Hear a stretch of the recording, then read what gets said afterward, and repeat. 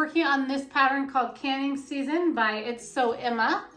And I am excited to get this one sewn up so I can hang it up in my kitchen on my shelf. I have a shelf in my kitchen with like a dowel rod, and I'm able to hang all my mini quilts. So I am excited to get this one done and hung up just in time for canning season. So here we go. I have some Lauren Holt fabric here, and then some like background grunge. And I honestly can't remember what this was. I want to say it might have been Riley Blake, but I could be wrong. So this is going to be the shelf right here. The first step says you have to take these squares here and you're going to sew them. These are 1.5 inch squares here, and I'm going to put it on top here on both of these corners, right sides together, and then just sew a diagonal. So instead of marking, I just use my seam tape. So I'll use my seam tape here, and then when I'm done with that, I will take the smaller squares, which are 1 inch, and put them on the bottom, right sides together, and then sew on the diagonal. And each of the jars will be done the same way.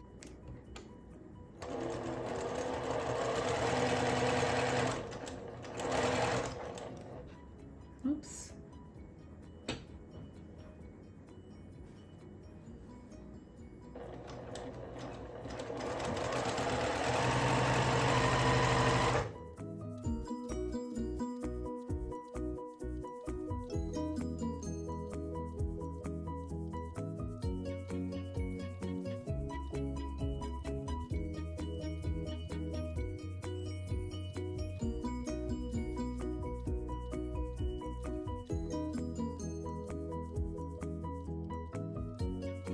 So I did some more sewing. I kind of jumped ahead. I got my jar units done. Let's see, what does this say? Okay, so the jars are supposed to be like this. So the larger squares are on the top. So I have my jars done, the lids, and then this is the shelf. So what I did is I did the sewing out of order. I wanted to do a whole bunch of sewing and then go to the ironing board and press everything. So this will be, let's see, this will be my shelf here. And so these are my jar lids. So now I'm on the step where I'm supposed to take a jar and attach a lid. So here's my jar here, and then here's a lid, and they get attached like that. So here's the first one I sewed.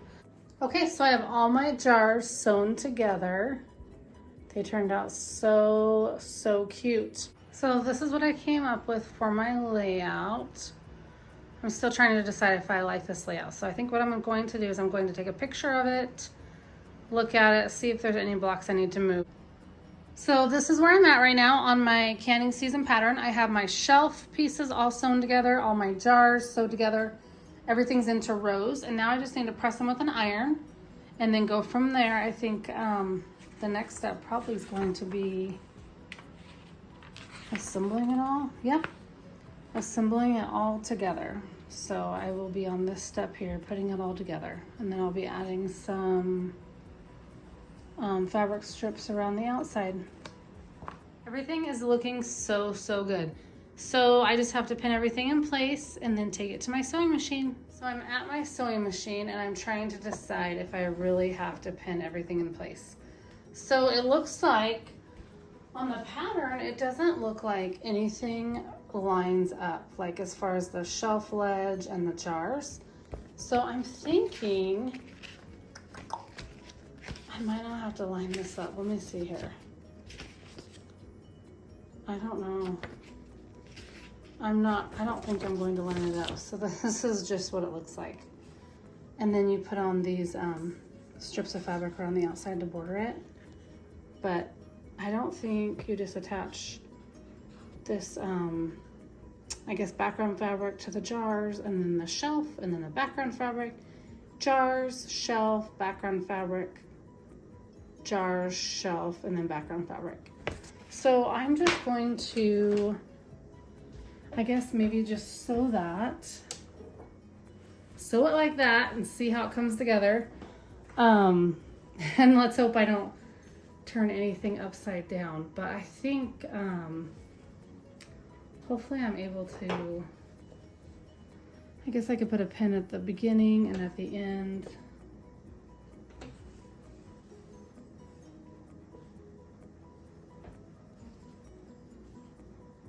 Just to make sure I get,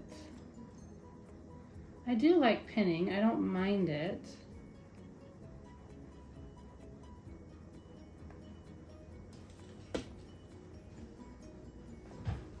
So as I say that, I'm not pinning. I'll just see how this goes, I guess.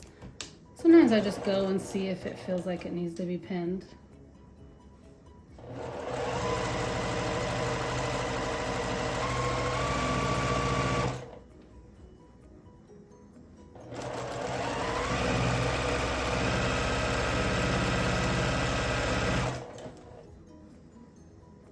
Yeah, see, this one's working out really nicely. Okay.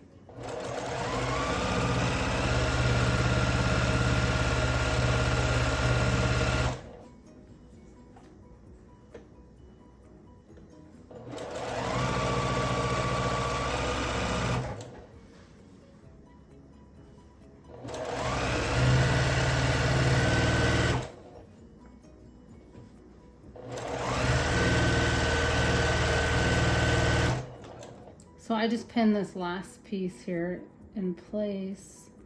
These corners are shifting on me though. Okay, there we go. Or the end. I'm not sure what I said, but the end, I pinned it at the beginning and the end.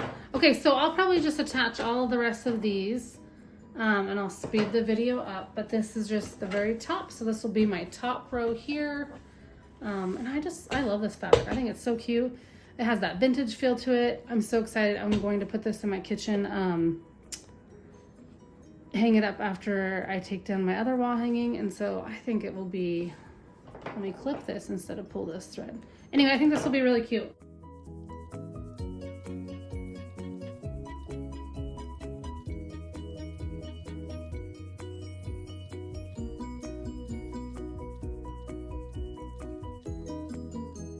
Here is my canning season quilt top all done. There is not a border on it. I kind of misread the instructions at first in the steps. I thought I was going to be adding a border, but it's just the binding. So I have the binding strips cut. I am going to sew those together and press it so the binding's ready. And then I just have to decide on what backing fabric to use. And then also what quilt design. So I'll free motion quilt it on my Juki machine, but I just have to decide if I want to do a crosshatch or if I want to do a meander.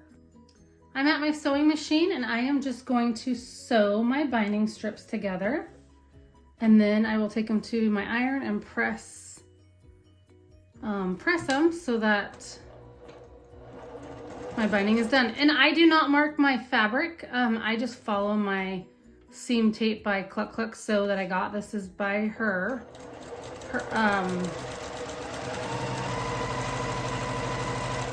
I guess not by her, I shouldn't say that, but Cluck Cluck Sew is the name of her site and blog and things. So anyway, Cluck Cluck Sew is who I get my seam tape from, and I've actually only had one roll because it lasts, I feel like a roll of washi tape lasts a really long time. And sometimes my washi tape does get dirty, like I feel like it's kind of dirty here, so I'll change it out, but I'm not changing it out, you know, not even once a month. Probably a couple times a year I change it out. So my roll of washi tape lasts forever. So once I sew mine on a diagonal, I just go ahead and trim those off with a pair of scissors. I used to use my rotary cutter, but I just decided, you know, I don't need to take it over to the rotary cutter. I feel like just trimming it with scissors is good enough. And I know I've talked about this before, but do you save your little triangles, your little trimmings, or do you throw them away? I throw mine away. I don't keep them. I have never found a project that I thought I would want to make with them, so I just toss them because I don't know what to do with them. Okay, so I'm just going to take this over to the ironing board and press it. I just take it and, excuse me, I press it wrong sides together. So this is 2.5 inches wide and I press it wrong sides together. And then this is what I use for my binding. I have heard of people using like a 3-inch strip or even 3.5, but I've always done a 2.5 inch strip.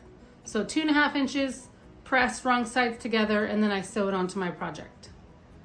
I'll be right back. So I am at my ironing board and I thought I would share with you how I press my binding. So I just have right sides up. Okay, this grunge is so hard. It's like, okay, that's the right side, that's the wrong side, but see how you just can't tell? So I have to kind of do a double check. Okay, but I wanted to share that I use this tool. It's called Quilted, it's by Quilted Hearts, and it's, I'm surprised the name's not on here, but sorry, this is called it's Quilted Hearts, and it's called the Binding Ease. And so what I do, I really like this product. And I bought this when I was at a quilt show one time. So what I do is I will scoot this over for a minute. I will press my binding, a good section of my binding. I don't know how much. I just press a big nice section. And then what I will do is I will feed it through here, and so this section's already pressed, so it kind of gives me a good running start. And then what I do is I lay my iron down, and then I grab this side and I just pull with my left hand. I'm pulling this way, and of course you could do this with going the other direction. And then I just pull it through like this, and then you'll see over here with my left hand, the binding is finished.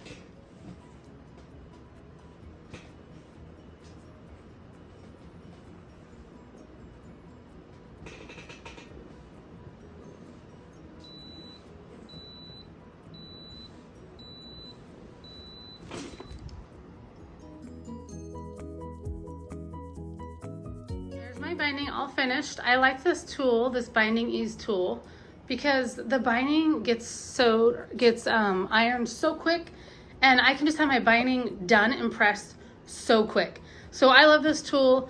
I did get it it's probably been almost a couple years, but I use it all the time now for my binding.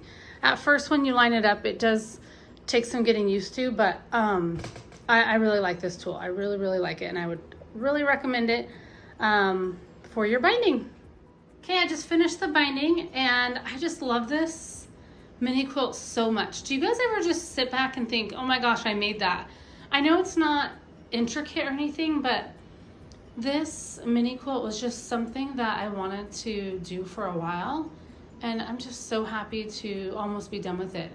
For me, getting like the top done and the binding done, that's kind of one of the most time consuming things. For me, quilting it up is kind of a breeze. I don't mind the quilting part. So yeah, I'm not dreading it or anything. I just have to decide, how do I want to quilt it up? But anyhow, the top's done, the binding's done. Now I have to decide how to quilt it, get some batting, a backing, and finish it up. But I'm so happy to have this done, this top done, and to move on to my next project.